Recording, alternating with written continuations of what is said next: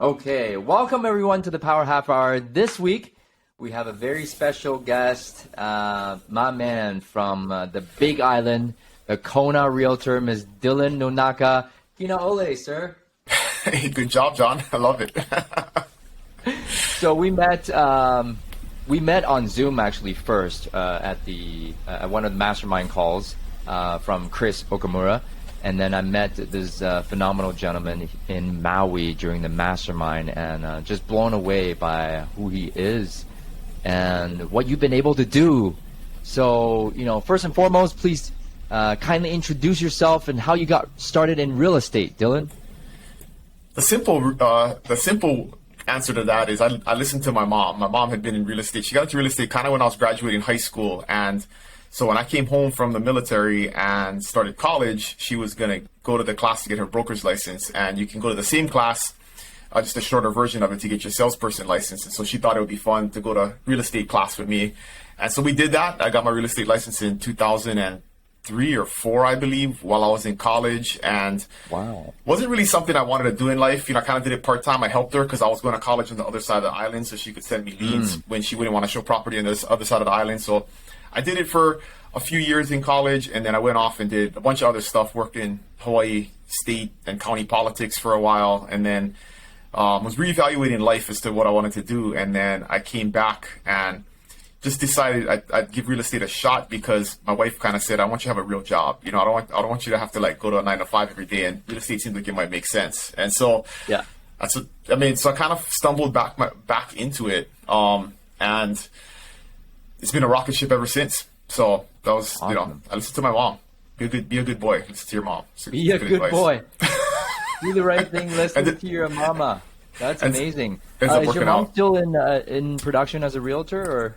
No, she and my stepdad retired a couple of years ago. So kind of when I made the transition to EXP, they were kind of at the latter end of. She was going to retire earlier. That's kind of how I got back into it. Where she was like, "Hey, I want you to come back in, help me out. I kind of want to start fading off." And so I started, and then a couple years later, I got my brother to get licensed. And then so now my brother and I are going to the office every day, and my mom's like, I don't want to leave now because I get to hang out with my kids. We all sat in a cubicle together, and so she hung on for a couple more years. But when the time came for us to kind of move on, then she was like, okay, it's time to hang it up. And so she did. And then same thing with my stepdad. He stayed active. Actually moved his license to EXP with me for a couple of years, just did some referral business and just hang it up this year. So he was a broker for more than 40 years. So taught me, most of what I know, and was always a great resource, always a source of confidence, because anything that I didn't know in a transaction, he had seen 10 times and was always there to help me. And so, and still is, his brain still works. So I can still go hit him up for stuff even though he doesn't have a license. So,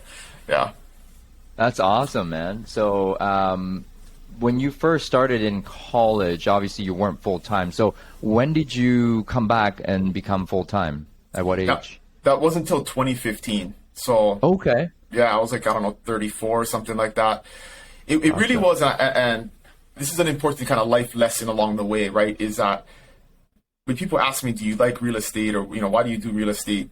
Do you love real estate? And my answer is, it's a little bit convoluted, but it's not really that I love real estate, but what I discovered along the way was real estate is something that provides me the time and resources to do the things that I love. And so if you think about a job that way, if you think about your career that way, you may not actually love the thing the career that you do, because most of the things that we love to do don't make us income, right? Do what you love and never work a day in your life. That's an American fallacy. I hate that advice that people tell kids, because the truth is they're never going to be happy because they're chasing something that doesn't exist. The things that make us happy in life usually don't provide us with income. And so when we're trying to have the thing that makes us happy be the thing that creates us income, it's like a thing that we'll never find, right? So I just look at real estate as, a vehicle. I'm passionate and excited to get up every morning and do it because I can go on 3 or 4 family vacations a year. I can leave my office at 3 o'clock every day and spend the afternoons with my kids. I can provide a lifestyle that I want for my family, my in-laws, my parents. I can support them if I need to. So that's what makes me motivated about real estate. Not selling houses. That's fun too, right? Helping people achieve the dream of home ownership is awesome, but that's not the thing that brings me true happiness, right? Yeah, this is so true. Do what you love and the money will follow. You don't have to love what you do. to have a good life. And like you said, it's a vehicle, and it provides us the life that we want. And we are grateful for the opportunity. Don't get me wrong. Yeah. But you don't have to love selling real estate, right? It's a means to an end, right? And the end is happiness. So yeah. That's as real as it gets, guys, is the means to an end a lot of times. And if you truly love real estate, great. Great. Right? So coming back to your start in 2015 when you came back full time, were you an individual agent then? I was an individual agent. I guess technically we kind of had a family team because my mom and my stepdad, we all kind of worked together on stuff, but it wasn't a team in the sense of what you see today and what we do today. It was more, hey, if somebody needed help show a property, we would. My mom kind of helped do transaction management. It wasn't very organized. It was just we worked together on deals. So in Hawaii, we're really backward. We're in the the dark ages in Hawaii when it comes to a lot of things. And the reality was the team concept didn't exist, and and still to some extent hardly exists. And there's more of it kind of in the bigger market on Oahu, but on our island, like I'm really the only mega team on the island that does what we do. So that's helpful because not a lot of competition, but it's also something that agents are unfamiliar with. And when they see that it exists and what it can provide them, it's very easy to get agents to join because I'm not competing and having agents that had a bad experience in other teams because it's kind of something that's brand new. So that's a double-edged sword, right? People are unfamiliar with it, but then they're also don't have any negative connotations towards it. So, yeah, it really wasn't until I came to EXP, and that's one of the the big blessings of my life is going to events. And the first one I went to was in Red Rock. It was before it was called Build. It was Brent's big event before it was called Build. And I saw these guys doing crazy, 1,000 units a year, 800 units a year, and they had these teams, and I'm like, holy crap, like you can do that? Like I didn't know that existed. Yeah. And so that kind of gave me the inspiration. And I looked at these guys and I'm like, they're not smart. They're no smarter than me. I mean, if they can do it, I could do it. And that was kind of my inspiration. And that's what I tell people to this day. I mean, I'm no smarter and better than anybody else. I just had an idea, followed a dream, and put the work in. That's the secret sauce. So. Wow. Okay. So you had a dream, had an idea, and you just ran with it. What keeps you motivated? Because you're taking on a lot. Again, it's the lifestyle that it provides. I've found I enjoy work a lot more now than I used to because my role now is to be a coach, mentor, a leader. I think I'm much better at doing those things. My life has prepared me in a lot of ways to be in that position more effectively than to actually be a real estate broker and sell real estate. I mean, I can do that. I know that world very well. I still provide that function. In Hawaii, we have to do a lot of broker reviewed contracts. Brokers got to sign everything. So I provide that function to my team. But in most days, I'm out there figuring out, how do we generate more leads? How do we come up with a better system? How do we be more efficient? How do I motivate people to get out there and do the work? I mean, and that stuff gives me way more personal satisfaction, than closing on a listing or getting a listing, right? I mean, so awesome. That keeps me motivated. I mean, the evolution of where we've gotten to, that's taken a while. It didn't happen overnight, and really, I didn't. Yeah. I'm 95% out of production, and that didn't really happen until the latter 6 months of last year when I really made a conscious effort to do that and focus more on the things that I needed to help the team continue to grow and be successful. That's amazing. I was just going to ask you if you're still in production. So 95% out and 5% maybe here and there referrals, whatnot. Yeah, I don't know. I mean, I wonder how you actually always get 100% out of production, right? Because I still have... I'll still go on a listing appointment with a listing specialist to help, close a listing. I'll do that from time to time. I still get a lot of inbound leads, and so I help convert those leads and then hand them off to it. So we have pretty good systems in place, but I still gotta be, if I'm going to be the face and the one doing the YouTube videos and doing all the social media, right? People are still reach out to you directly no matter what, and you're gonna have to have a process to then hand them over. So I don't know how you 100% ever get out of production, but maybe I'll get there one day. I mean, you're in real estate, right? No matter how you look at it, and you're going to be talking to clients whether Absolutely. You like it or not. I think at the end of the day, right? You have 103 team members on the local sales team. Yes, it's insane. Wow. That's and I can tell you, I've recruited 0 of them. Like it's wow. yeah, it's 100% built off of people swimming towards the ship. And that's the only people I want, right? If your motivation is not to be part of what we're building, the culture that we're building, the mindset that we have, I'm not interested, right? So I'm not out there trying to recruit top producers or individuals who have the wrong mindset and culture. And so that's really been the strongest driver. It's just people seeing, it's like-minded people that see what we do and say they want to be a part of what we're doing, and they self-select and join. So yeah, that hasn't been the intent. I mean, the growth, it's still kind of mind-blowing. And now I think about, okay, so if there's 100, what do I got to do to prepare to get to 200 or potentially 300? Yeah. When we were at 10, it was like, well, that was cool. And then we got to 20, and I was like, that's cool. And then it was at 50, and I'm like, man, this thing is getting like, I'm like, whew. And so, but that was life on its own. And that was a slow progression too, though, right? Is people see what you have and they're like, wow, that's amazing. You built this huge thing. But it's like, year one, we had 9, right? I mean, year one started with my brother and like 3 friends that came to EXP out of pure faith. They would have followed me off a cliff, right? And because we were friends, because we treated each other like family and we supported each other, and another friend joined and another friend joined. So it was only like 9 or 10 at year one, and then at year 2 turned into 22, and then year 3 we ended almost at 50, right? And then year 4 it was like almost at we were just under 100 at the end of year 4, and now we're kind of a couple of months into year 5, and we're over 100. So it was a progression, but it's exponential, because as 9 people talking to people is different than 20 people talking to people is different from 50 people talking to people. So it just kind of continues to grow on its own. But yeah, I think you just got to adhere to, a strict, I don't have any like crazy production requirements. I don't require people to make phone calls. I don't require them to do any, hardcore prospecting. We don't do any, I mean, it's the mentality is, I will support you. The team is here to support you at whatever your version of success is. So I have tons of part-time realtors that are full-time moms, right? And they just want to do 5 or 6 deals a year as a side hustle. We're going to support them and help them do that at a super high level, and make sure that their clients are taken care of at the highest level possible. And then I have other agents who want to do 50, 60 deals a year. We're going to absolutely support them to do that too. So, we run the whole gamut. I have one agent on my team that did 63 transactions last year. There's only 3 agents out of 1,500 in the market that did more than 60 transactions, and she's one of them. Amazing, 25 years old. So if you want an example of how to do that, you know what I mean? We have that. And if you just want to do kind of part-time real estate, we're going to help you do that too. That's amazing. It's pretty relaxed. So it doesn't. I don't want to say lack of structure or kind of standards. We're the most highly structured, relaxed organization in the world, I think. So we have tons of structure, I have tons of SOPs, I have tons of processes, tons of checklists.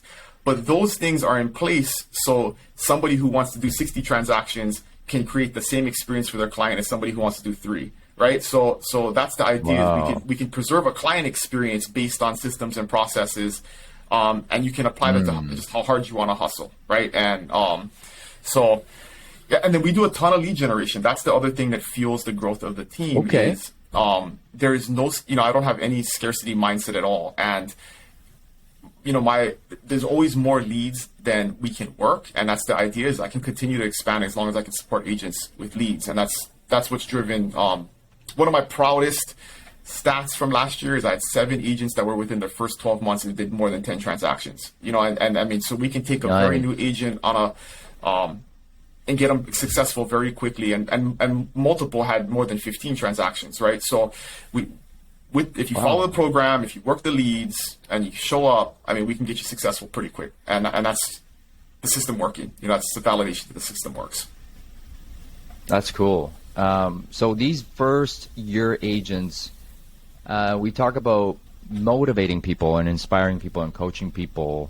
Do you believe you can motivate someone, or they have to come motivated? That's a hard one. I don't know if you can motivate somebody. I think you can force anybody to do anything. I think you can definitely. We definitely have a culture of shared success and shared inspiration. Because I don't think I can personally be responsible for motivating everybody, but if you see somebody that looks like you, feels like you, that you relate to, that is doing something at a high level and you want to be like them, then that can motivate you. Different people, I'm not everybody's cup of tea. I mean, I'm 99% of our agents are female. Oh, Yeah, like we have very few. I mean, we have very few. We have like 4 dudes out of like 100, you know? So, whoa. yeah. So, there's a lot that I don't relate to them on, you know, a personal level and emotional level, stuff like that. So they have to see people, other leaders. And the other cool thing is there's a lot of other leaders. It's not just me. There's other leaders in the team that help inspire and relate at a level that they need to be related to. And so, we have a lot of that. You know, we have our team meeting, in about 45 minutes from now. We always start with wins and gratitude so people can hear what people are doing, how they're being successful, what they're grateful for. And I think that positive energy just is infectious and drives other folks, not just just not my personal leadership. That's crazy, man. 103 and 4 guys, and the rest of them are ladies. That's kind of our industry here, though. Okay. For the most part, mostly ladies. It's very female heavy. Yeah, I would say 80% of realtors in my market are female. Yeah. Oh wow. Yeah. Okay. Yeah. Interesting. So how do you become so attractive that you can attract people without recruiting people onto your team? Like, what do you work on to become more attractive? I think we just look like we have fun. You know, via social media you can create an image, right? But I think some people can see through it, or some people can see if it's genuine or not. And for the most part, we're not over polished, right? We're genuine, we're real, and we do a good job sharing the things that we do. Because outside of real estate, I mean, you know, we have a health and wellness program where the girls go on hikes and they do yoga and you know they do stuff like that on a monthly basis. We have lots of get-togethers. We have 2 team conferences a year, which we've made public, and that's, you know, we've been talking about you coming out and speaking at one of those.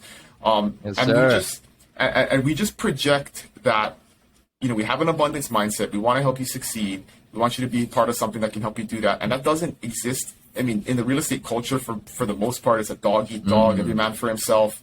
And so we don't just talk about it, we show it, right? I mean, everything, like all my team meetings, like people are like, can I invite a friend? I'm like, you don't even have to ask. Like, the team meetings are completely public. If you want to come on and see what we're training on that day, absolutely. Yeah. I mean, to me, there's no proprietary information. So I think if you truly live that mindset, the people who are yearning for that, right? There's, again, the people who are trying to swim towards the ship, like that's what I want, right? If you want to stay on the island by yourself, cool. But if you want to swim towards the ship, the Brent Gove Love Boat, you know, I'm gonna welcome you on with open arms. And so that's what people relate to. You know, I think people see that, everybody emulates that, and then that's what gets people to come to us. Definitely. So really, it's about being real and having fun and showing that on social media. But don't try too hard, right? Just be you and have fun, and people will come. Yep. The best way to attract people, like you don't need to cold call agents to come on your team. If they see you having fun, they will come by themselves. And you attract the right people who have the right mindset, right? That are self-selecting. You don't have to convince them. You don't have to sell them. In 4 years and 100 people, I've had to turn one person away. I mean, it's crazy, you know. So, and I will turn you away. Like if it's not a right fit. I mean, we don't have a formal screening process, but there's kind of an approval process now where like the productive agents, if I get somebody who wants to join, I just do a quick background check. Anybody have any issues with this person? And you know, one thing that I don't tolerate is not treating everybody the same, right? So I don't like when a senior agent treats a new agent badly because they think that they don't know what they're doing, right? Or they'll respect a broker, but they won't respect the new agent. I mean, to me, that's a non-negotiable, right? I mean, who you are, you should be the same person to everybody. And people might be nice to me. I may have good interactions with them, but if one of my new agents did a deal recently with them and were not treated properly, I need to know that, right? Because that kind of speaks to your character and how you operate. So that's really the only screening. Our only rule is no assholes. It's the only rule. It's the only qualification. No assholes. That's really wise words. And it's so simple. No assholes on the team. No assholes for our clients. It's pretty simple. And it makes life fun and easy, right? When you have no assholes in your life. Totally. Amazing. Yeah. You guys did 500 deals last year. Yep. I didn't even know there were that many houses on the Big Island. You know what's crazy about that is in 2022 at our end of the year business planning conference, I told everybody, I said, the big goal next year is to get 10% market share.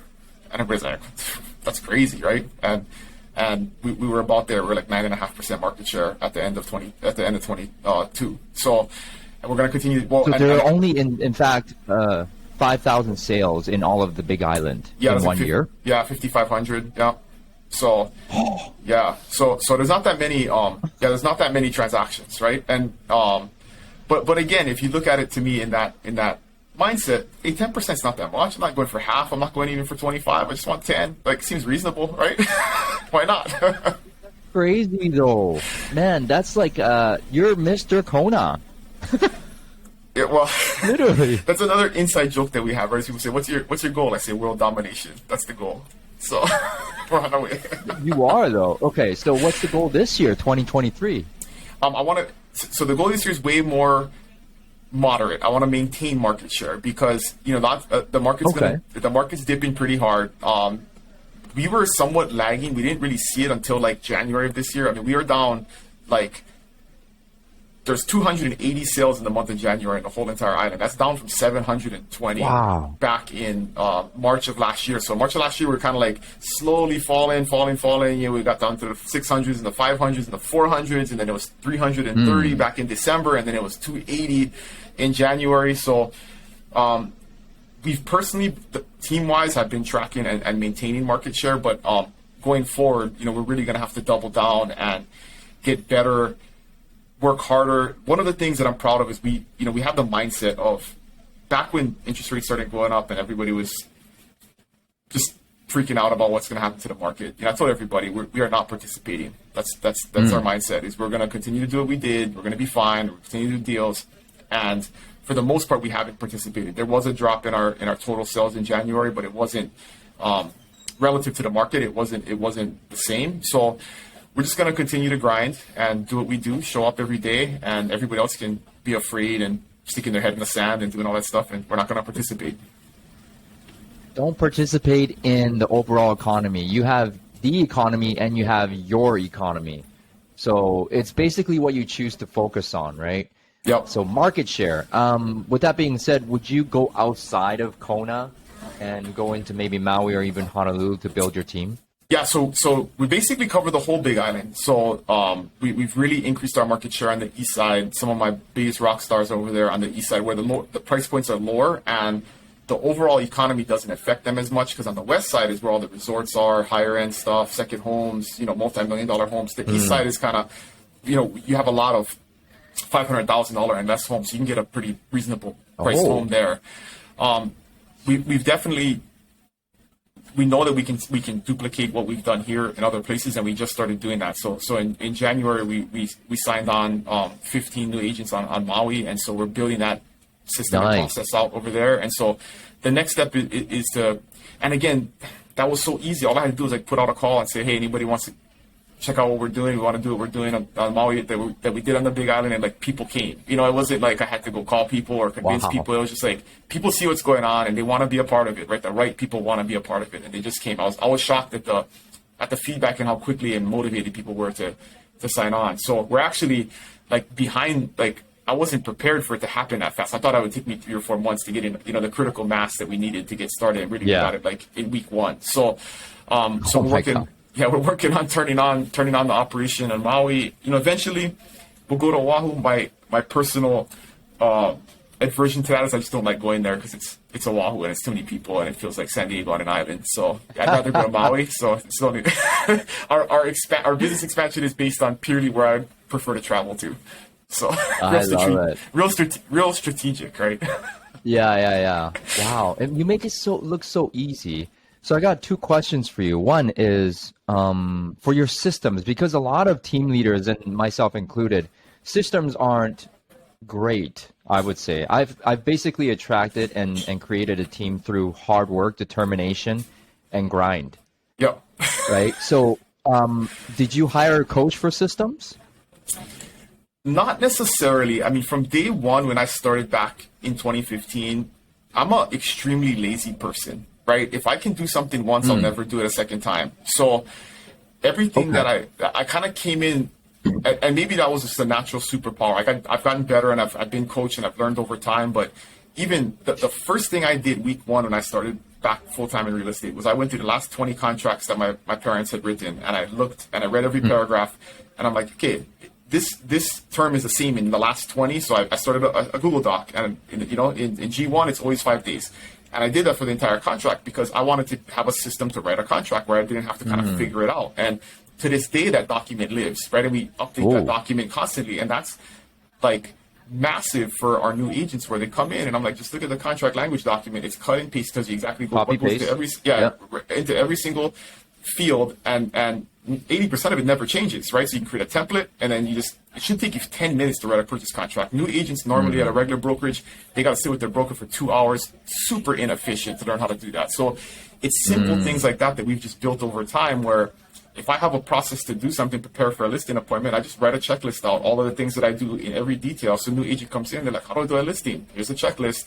It's got hyperlinks to everything. It's got, links to the Google Drive that has more resources. And so we've just kind of it wasn't a grand master plan, but it was a step-by-step as things grew. And we're still doing that. We're building out a mentorship program right now. I'm building out a buyer onboarding program right now. So every time we identify a need where it's like we could have a better system there, we work on it. And I got to give credit to my wife. She was a school teacher for 16 years, and in 2020, stepped away from that and started working with us full-time. And she brought a whole nother skill set of building out Google Sites and using Google Drive and creating templates and doing all kinds of stuff. So she was that integrator that really helped take some of the vision to the next level. And that's when we really started seeing explosive growth, right? It was like 2020 to 21 and 21 to 22 is really when stuff took off. And she was a big part of that. That's amazing. I got to give credit to my wife as well. She's on the call. Everything you see here, this mic, this light, this wall, she built everything in the house. Like I would not be able to walk, do anything in my life without my wife. So I get where you're coming from. And without them, nothing runs. No way I could do the stuff that I do without her. You build as you go. Right? It's not like, okay, let me just work on systems and it's all going to be done. It's like we're constantly improving systems and we build one at a time. Mm-hmm.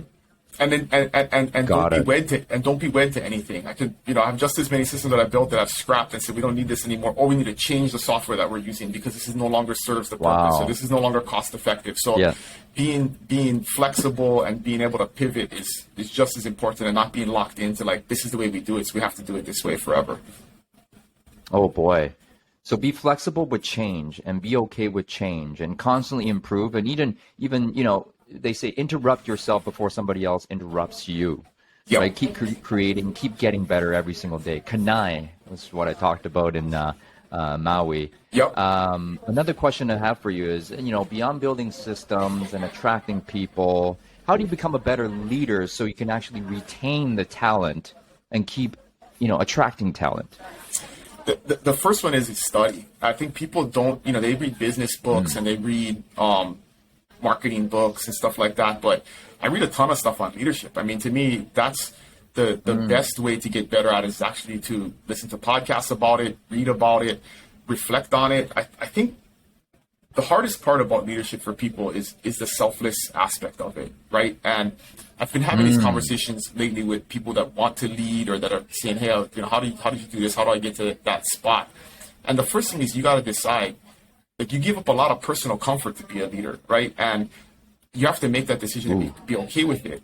And you have to show up, right? If you have 100 people counting on you, like there is no having a bad day, having a mental health day. Like, 4 years, I've showed up every single day for 4 years, whether I'm on vacation or whatever it is. And if you don't, and some people say, I want the work-life balance. And I'm like, yeah, great. I probably have more work-life balance than anybody, but I'm also available and I'm showing up every single day if I need to be there for somebody and for something. So that's the hard part, I think, for people is to give up. Like, you got to make a conscious effort to say, I'm going to give up a lot of personal comfort in order to be there for other people. And if the long-term vision is what you, and I'm very good at delayed gratification. I understand like if I grind for the next 5 to 10 years, I can relax for the next 30, right? And so I have no issue with giving up personal comfort now for lots of personal comfort in the future.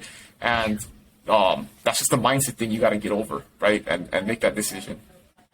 Delayed gratification is something that a lot of younger generations not okay with. but if you actually buy into this concept of delayed gratification, you're going to be living a good life 5 to 10 years from now. But right now, as we can do it, we do it. We show up every single day. That's right. And big congratulations to all your production. Dylan, last but not least, if you had one piece of advice for agents to really crush it this year, what would it be? It's easy. Show up.